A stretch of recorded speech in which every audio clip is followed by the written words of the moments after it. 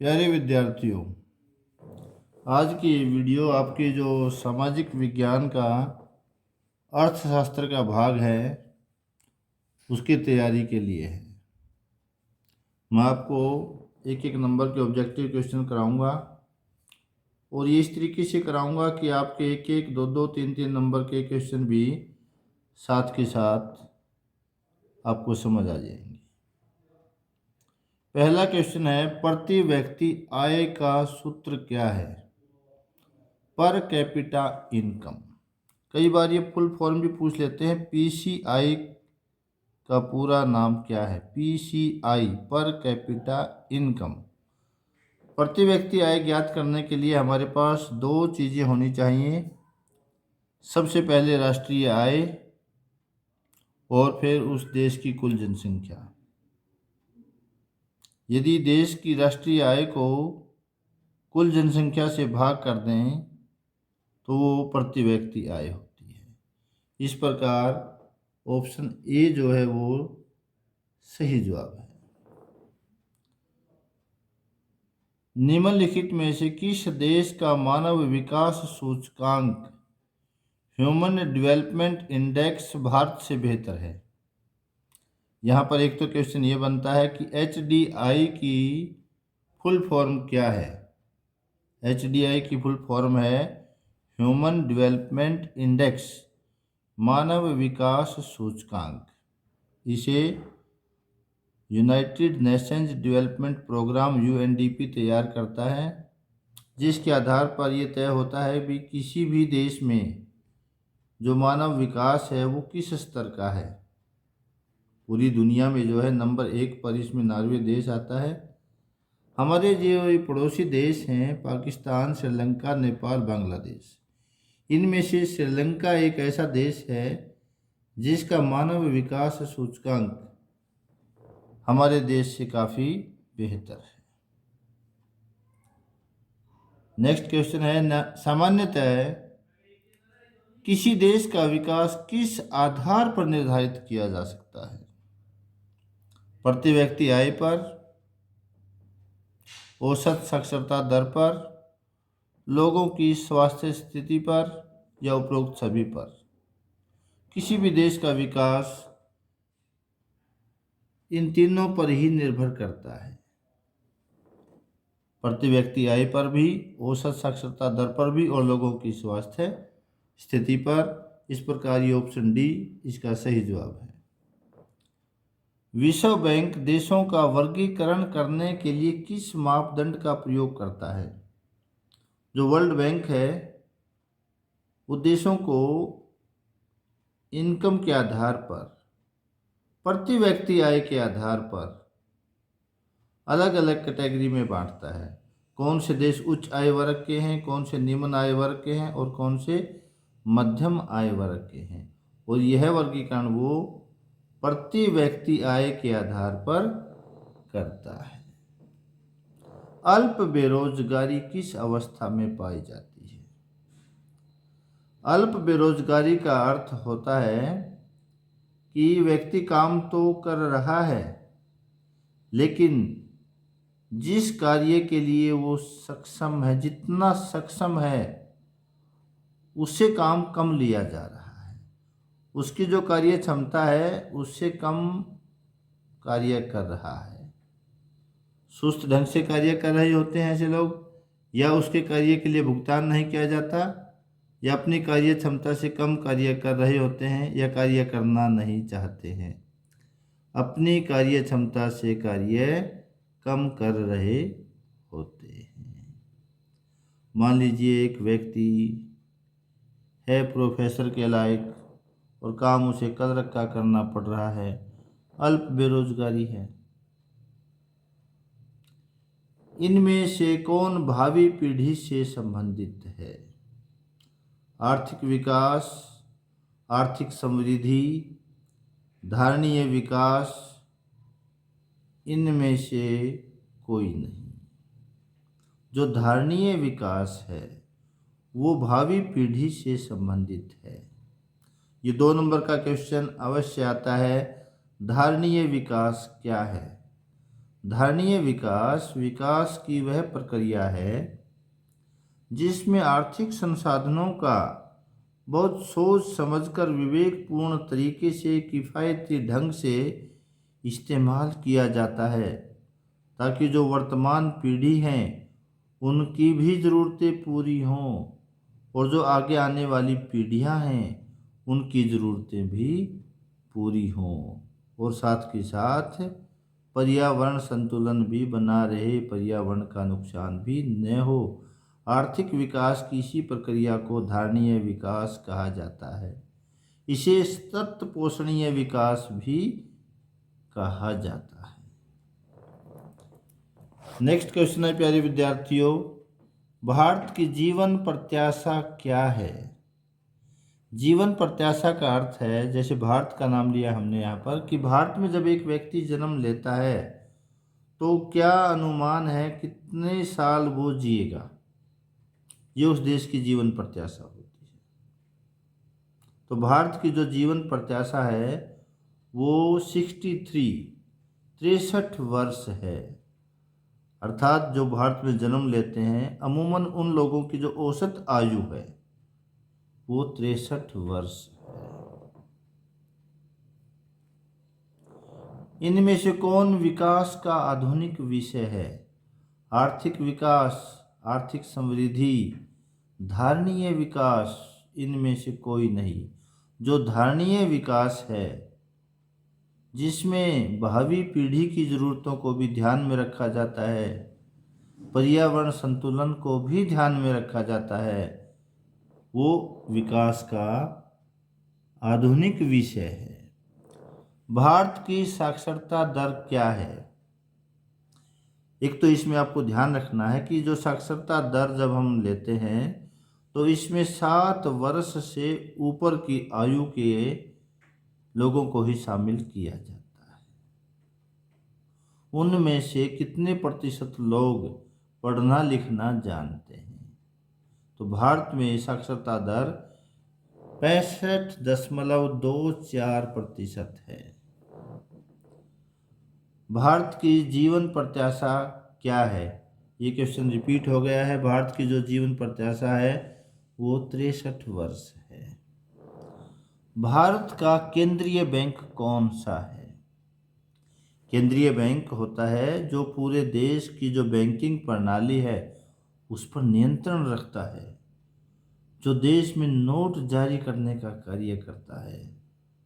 तो भारत का जो केंद्रीय बैंक है वो रिजर्व बैंक ऑफ इंडिया है, जिसकी स्थापना 1935 में हुई थी। भारत में नोट कौन जारी करता है? किसी भी देश में नोट जारी करने का कार्य उस देश का केंद्रीय बैंक करता है, और भारत में का जो केंद्रीय बैंक है वो रिजर्व बैंक ऑफ इंडिया है। इसलिए भारत में जो नोट जारी करने का कार्य है वो रिजर्व बैंक ऑफ इंडिया करता है। यहाँ पर आपने एक बात ध्यान रखनी है, जो 1 रुपये का नोट है वो रिजर्व बैंक ऑफ इंडिया के द्वारा जारी नहीं किया जाता, उसे भारत सरकार का वित्त मंत्रालय जारी करता है। 1 रुपये का नोट छोड़ करके चाहे आपसे 5 रुपये का नोट पूछा जाए, चाहे 10 रुपये का, चाहे 20 का, चाहे 50 का, चाहे 100 का, चाहे 500 का, चाहे 2000 का, 1 रुपये का नोट छोड़ करके बाकी सभी note reserve bank of India के द्वारा जारी किए जाते हैं। मुद्रा का प्रयोग किसके लिए किया जाता है? जमा स्वीकार करने के लिए, ऋण देने के लिए या साख निर्माण के लिए? मुद्रा का प्रयोग इन तीनों ही कार्यों में किया जाता है। भारत में 1 रुपये का नोट कौन जारी करता है? अभी अभी हमने किया था, भारत में 1 रुपये का नोट भारत सरकार का जो वित्त मंत्रालय है वो जारी करता है। आत्मनिर्भर गुट सेल्फ हेल्प ग्रुप SHG में बचत व ऋण के अधिकतर निर्णय कौन लेता है? ये जो आत्मनिर्भर गुट होता है ये गांव में 15-20 लोगों का एक समूह होता है जो बचत करते हैं और उसमें से एक दूसरे की सहायता करते हैं। तो उसमें जो सदस्य हैं वो खुद ही निर्णय लेते हैं।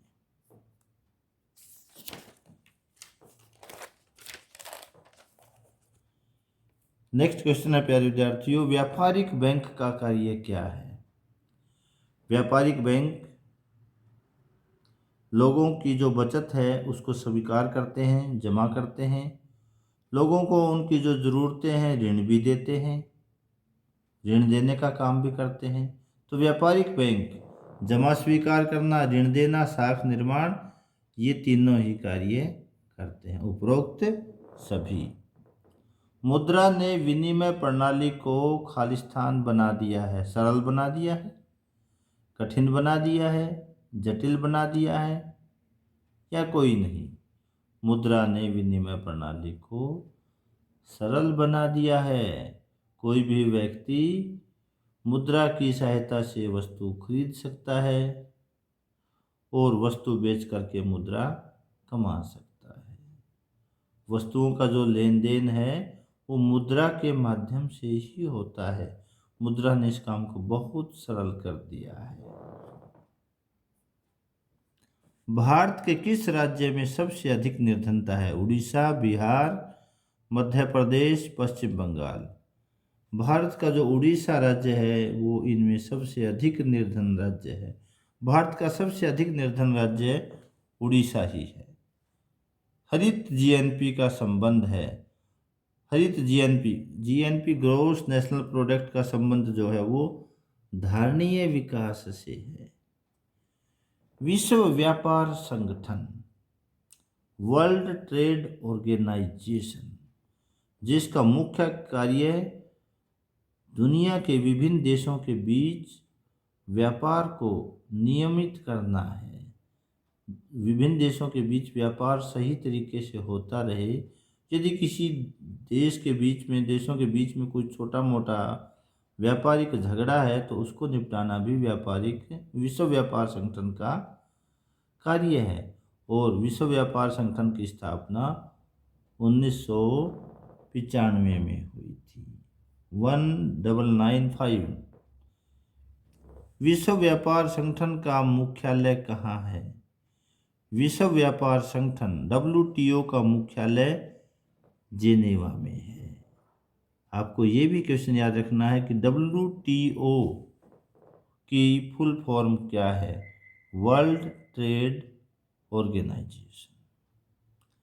विश्व व्यापार संगठन, जिसमें वर्तमान में 164 देश शामिल हैं, का मुख्य कार्य है। हो सकता है आपकी किताब में इससे कम देश हों। आज तक की जो बात है, आज की डेट तक विश्व व्यापार संगठन में 164 देश शामिल हैं। और इसके मुख्य कार्य क्या है? विश्व व्यापार संगठन के विभिन्न देशों के बीच व्यापार बढ़ाना, ये भी बिल्कुल सही है। विश्व के विभिन्न देशों के बीच व्यापार के नियम बनाना व उनकी पालना करवाना, ये भी सही है। सभी देशों को मुक्त व्यापार की सुविधा देना, ये भी सही है। विश्व व्यापार संगठन के ये तीनों ही कार्य हैं, तो ऑप्शन डी इसका सही जवाब है। देखिए, अगर आपको क्वेश्चन आ जाए विश्व व्यापार संगठन के उद्देश्य या विश्व व्यापार संगठन के कार्य, आपको ये तीनों ही लिखने हैं। यदि आप ध्यान से वीडियो सुन रहे हैं तो साथ साथ आपके 2 और 3 नंबर के क्वेश्चन भी कवर होते चले जाते हैं। भारत में नई आर्थिक नीति जिसमें उदारीकरण, निजीकरण, वैश्वीकरण, ये सब शामिल थे, ये भारत में 24 जुलाई 1991 में अपनाई गई थी, जब प्रधानमंत्री नरसिम्हा राव थे और हमारे देश के जो वित्त मंत्री थे वो डॉक्टर मनमोहन सिंह थे। तो नई आर्थिक नीति अपनाई गई 1991 में। नई आर्थिक नीति में शामिल हैं, अभी हमने किया, उदारीकरण, निजीकरण, वैश्वीकरण, ये तीनों ही इसमें शामिल हैं। व्यापार प्रतिबंधों को हटाना क्या कहलाता है? उदारीकरण कहलाता है। जब व्यापार पर से प्रतिबंध हटा लिए जाते हैं ताकि विभिन्न देशों के बीच व्यापार ज़्यादा से ज़्यादा हो, तो इसे उदारीकरण कहा जाता है। अगर 2 नंबर का क्वेश्चन आ जाए उदारीकरण क्या है, तो इसमें हम लिखेंगे अंतर्राष्ट्रीय व्यापार में जब देश व्यापार प्रतिबंधों को हटाते हैं तो इसे उदारीकरण कहा जाता है। यदि क्वेश्चन आ जाए निजीकरण क्या है, जब जो सार्वजनिक संस्थान हैं, उद्यम हैं, उनका कुछ हिस्सा या उनका पूरा हिस्सा धीरे धीरे निजी संस्थाओं को सौंप दिया जाता है, इस प्रक्रिया का नाम निजीकरण है। और यदि 2 नंबर का क्वेश्चन पूछ लिया जाए वैश्वीकरण क्या है, आज विभिन्न देश एक दूसरे के साथ जुड़े हुए हैं, आपस में व्यापार करते हैं। इस प्रकार से एक देश का विश्व की अन्य अर्थव्यवस्थाओं से जो जुड़ना है उसे वैश्वीकरण या ग्लोबलाइजेशन कहते हैं। एक देश की अर्थव्यवस्था का विश्व की अन्य अर्थव्यवस्थाओं से जुड़ने की प्रक्रिया का नाम अभी अभी हमने किया वैश्वीकरण, ग्लोबलाइजेशन। पूरा दुनिया जो आज एक गांव का रूप धारण कर चुकी है। जैसे गांव के अंदर घर होते हैं, ऐसे ही आज पूरी दुनिया के अंदर देश हैं जो आपस में वस्तुओं का, सेवाओं का लेन देन करते हैं। सरकारी क्षेत्र के उद्यमों का स्वामी निजी क्षेत्र का बनने की प्रक्रिया अभी किया था हमने, निजीकरण कहलाता है, जो अभी भारत में पूरी तीव्र गति से चल रहा है। विश्व व्यापार संगठन के सदस्य देशों की संख्या वर्तमान में ये संख्या 164 है। भारत में उपभोक्ता संरक्षण अधिनियम कब पारित हुआ? भारत में उपभोक्ता संरक्षण अधिनियम 1986 में पारित हुआ। इसे कोपरा के नाम से भी जाना जाता है। और यदि क्वेश्चन आ जाए कोपरा का पूरा नाम लिखें, फुल फॉर्म लिखें, कंज्यूमर प्रोटेक्शन एक्ट। और ये जो उपभोक्ता के साथ धोखाधड़ी होती है उससे उसको बचाने के लिए कानूनी जो प्रावधान किए गए थे, जो अधिनियम पारित हुआ था, ये 1986 में पारित हुआ था। विश्व उपभोक्ता दिवस, आपको 2 दिवस याद रखने हैं। विश्व उपभोक्ता दिवस 15 मार्च को मनाया जाता है हर साल, और जो भारत में उपभोक्ता दिवस है वो हर साल 24 दिसंबर को मनाया जाता है। उपभोक्ता आंदोलन का जन्मदाता किसे माना जाता है, ये आपको याद रखना है। Ralph night, Martin Luther king junior, John Bradman, Peter Norman.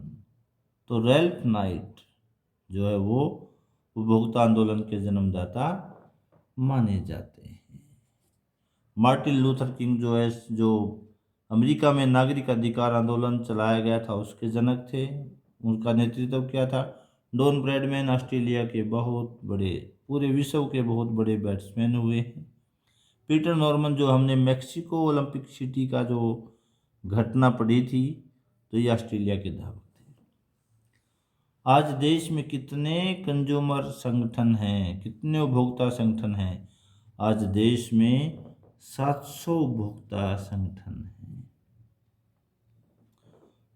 Call centre, bank सेवाएं, मत्स्य पालन, चीनी, इनमें से कौन सी गतिविधि प्राथमिक क्षेत्र से संबंधित है?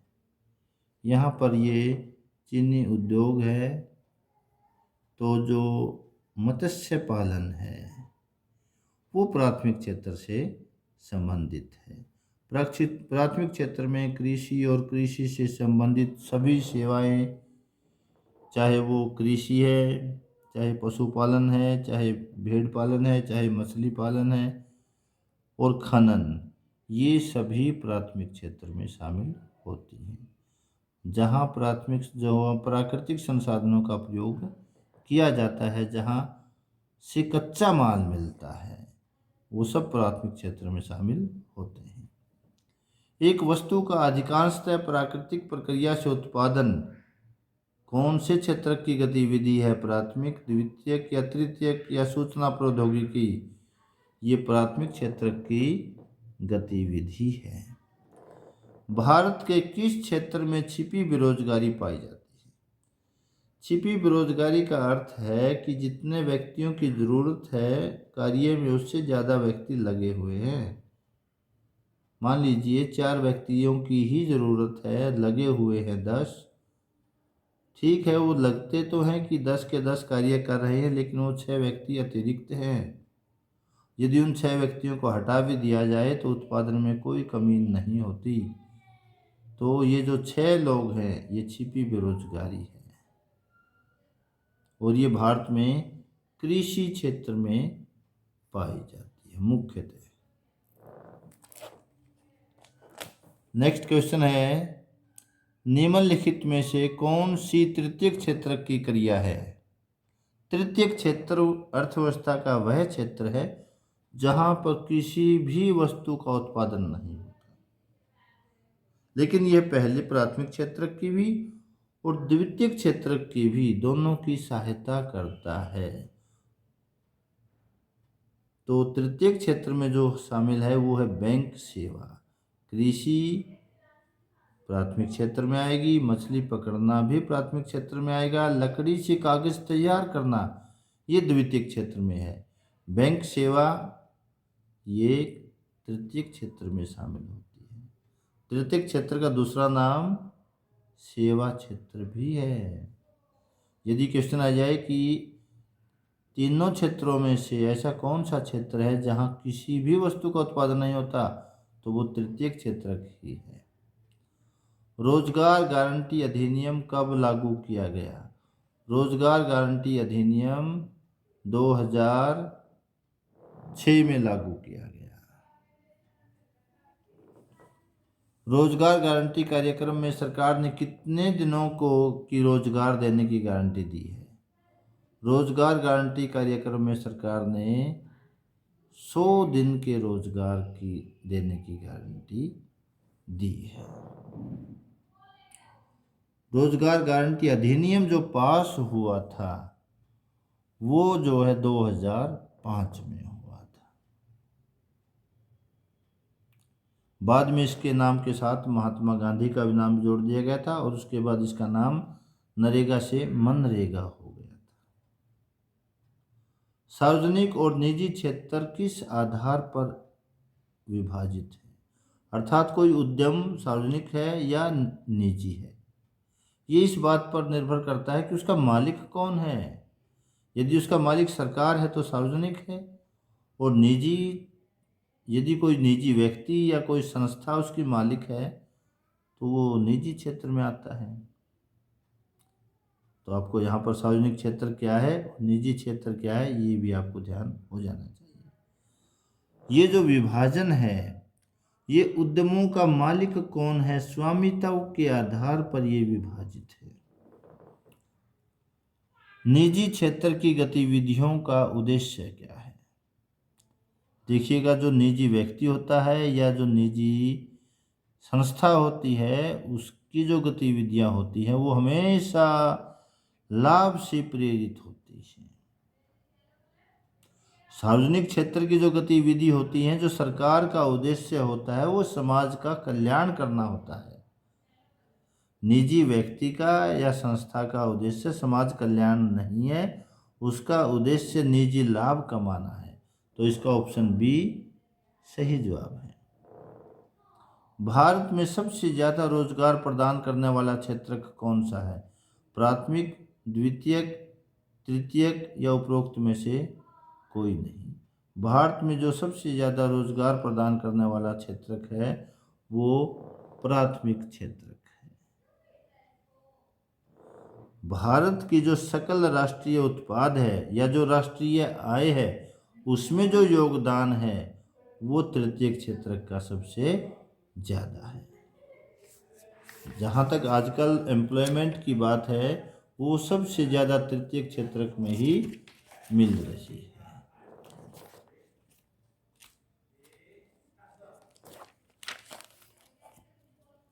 भारत के सकल राष्ट्रीय उत्पादन में किस क्षेत्र का योगदान सबसे अधिक है? भारत के सकल राष्ट्रीय उत्पादन में तृतीय क्षेत्र का योगदान सबसे अधिक है। लगभग जो है वो 58% के आसपास जो है भारत की सकल राष्ट्रीय उत्पादन में तृतीय क्षेत्र का योगदान है। लगभग 28% के आसपास जो है वो द्वितीय क्षेत्र का है और प्राथमिक क्षेत्र का योगदान जो है लगभग 14% के आसपास है। किसी विशेष वर्ष में उत्पादित खालिस्तान के मूल्य के कुल योगफल को जीडीपी कहते हैं।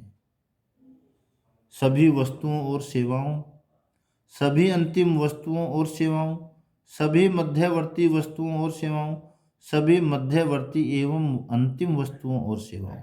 तो आपको याद रखना है, जब किसी देश के सकल घरेलू उत्पाद की बात आए या राष्ट्रीय आय की बात आए तो उसमें हमने केवल और केवल अंतिम वस्तु और सेवाएं ही लेनी है। तो ऑप्शन बी जो है इसका सही जवाब है। कौन सी गतिविधि तृतीय क्षेत्र से संबंधित है? कृषि, मछली पकड़ना, बैंक सेवा, मिट्टी से ईंट बनाना।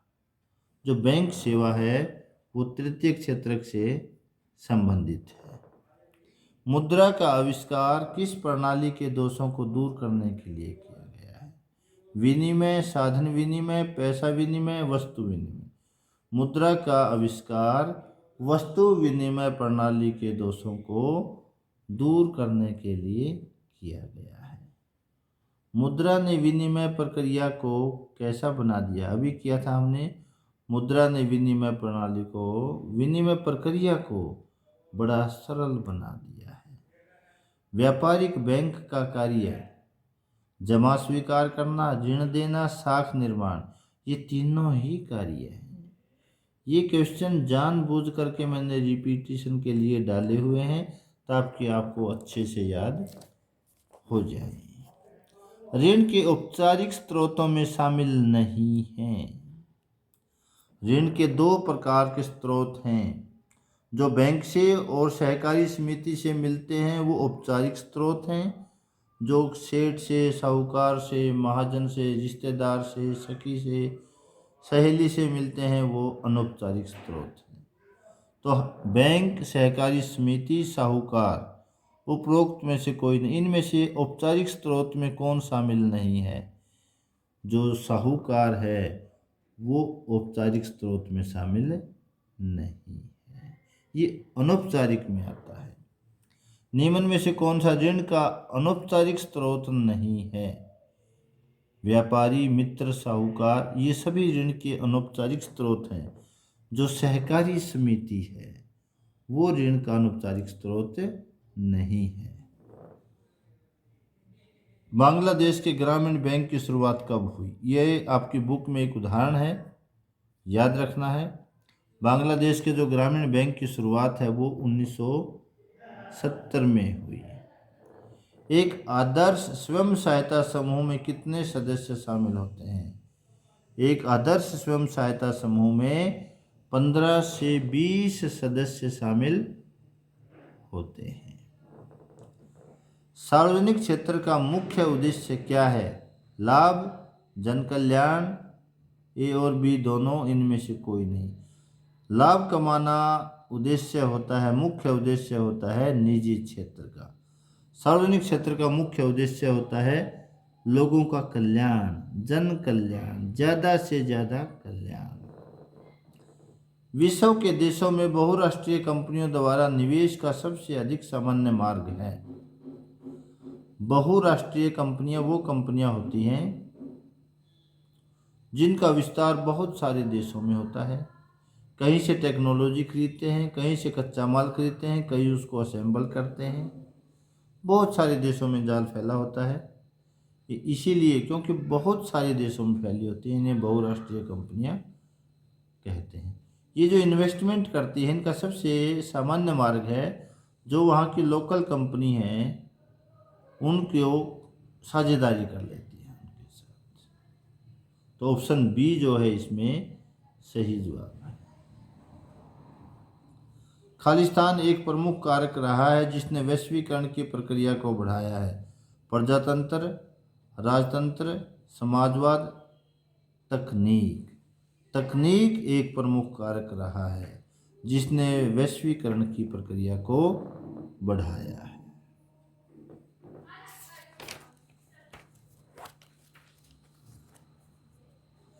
एग मार्क का मुख्य कार्य, एग मार्क, AGMARK,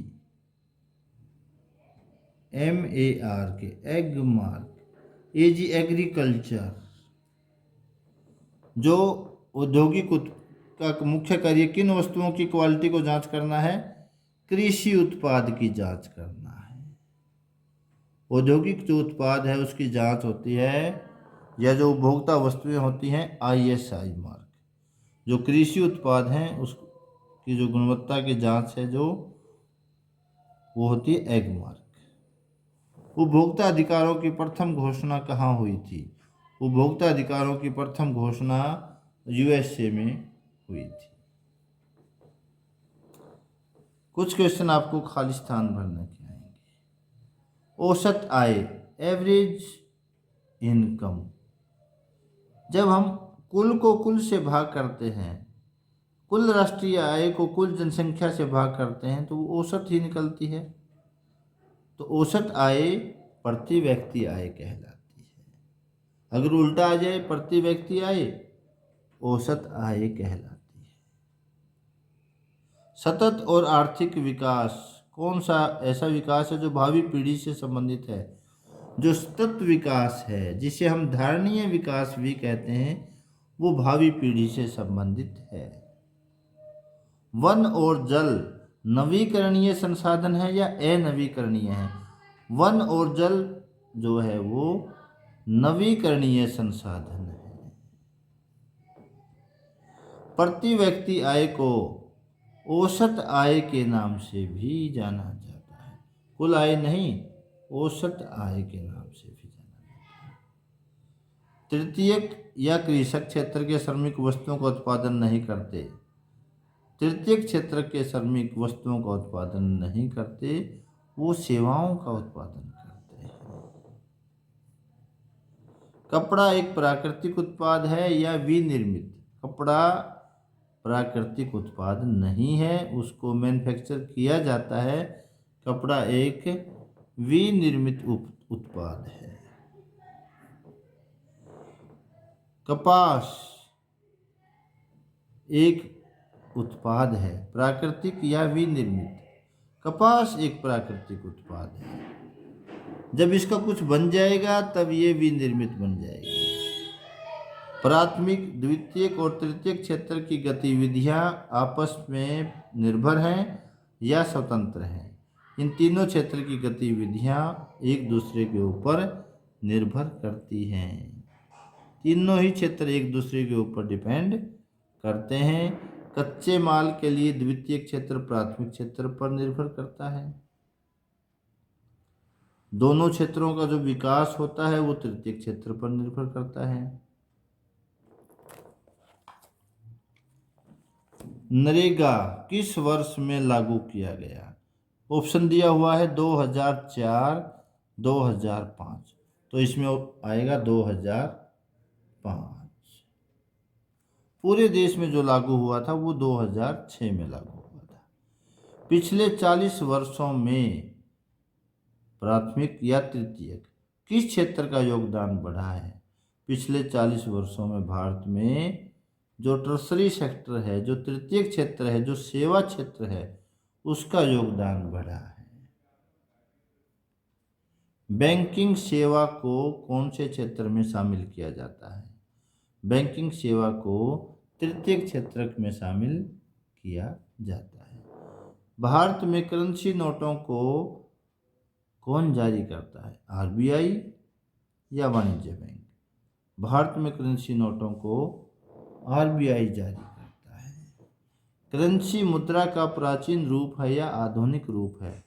करेंसी जो है मुद्रा का आधुनिक रूप है।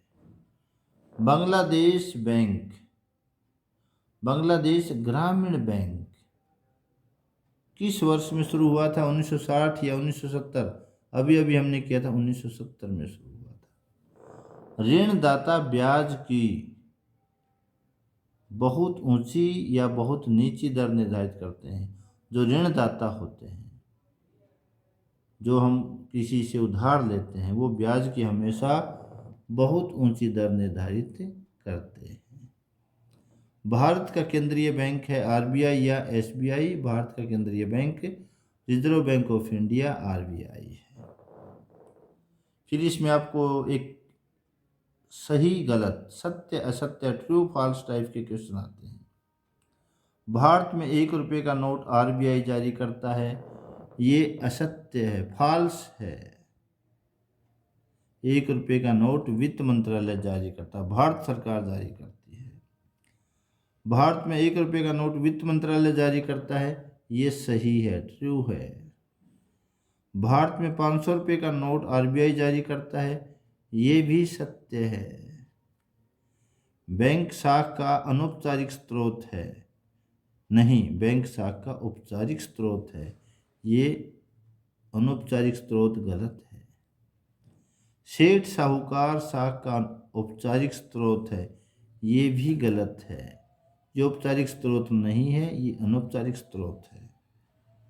Reserve bank of India Bharat का केंद्रीय बैंक है, ये बिल्कुल सही है, सत्य है।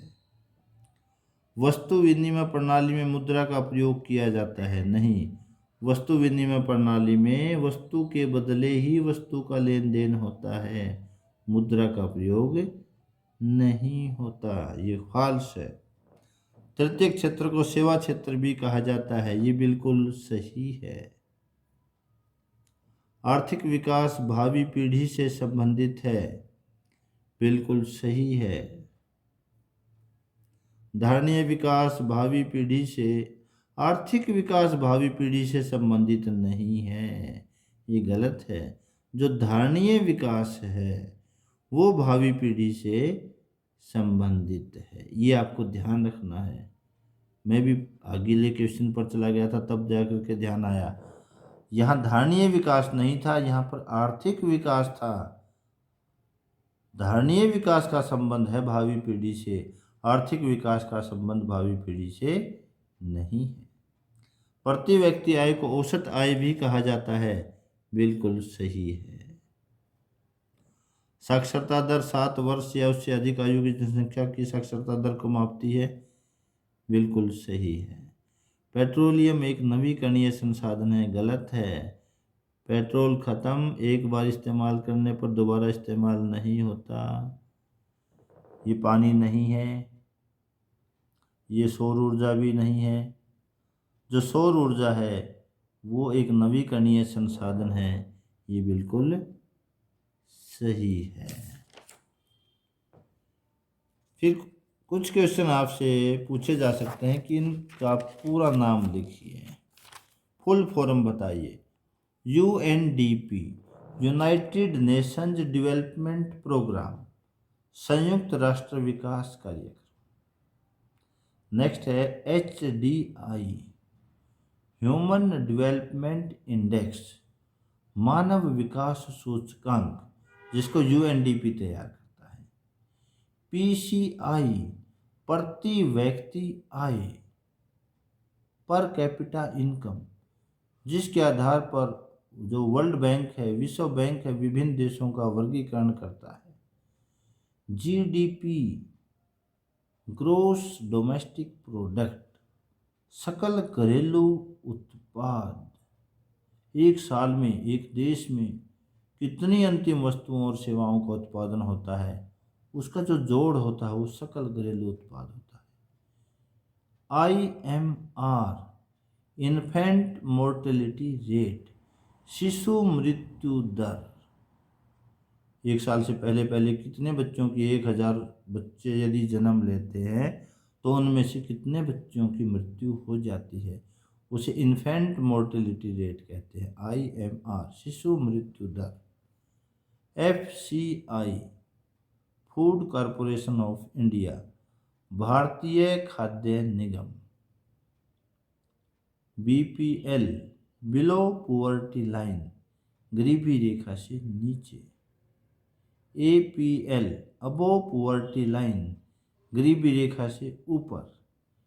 MSP मिनिमम सपोर्ट प्राइस, न्यूनतम समर्थन मूल्य, ये हमेशा पूछा जाता है। MRP मैक्सिमम रिटेल प्राइस, जो वस्तुओं पर लिखा होता है MRP, अधिकतम खुदरा मूल्य। कोपरा कंज्यूमर प्रोटेक्शन एक्ट, उपभोक्ता संरक्षण अधिनियम, जो 1986 में पारित हुआ था भारत में। MNC मल्टीनेशनल कंपनी, बहुराष्ट्रीय कंपनी, जिसका बहुत सारे देशों में जाल फैला होता है, बहुत सारे देशों में जिसका विस्तार होता है। बहुराष्ट्रीय कंपनी जैसे LG है, सैमसंग है, वीडियोकॉन है, ये सब मल्टीनेशनल कॉरपोरेशन है। Thank you.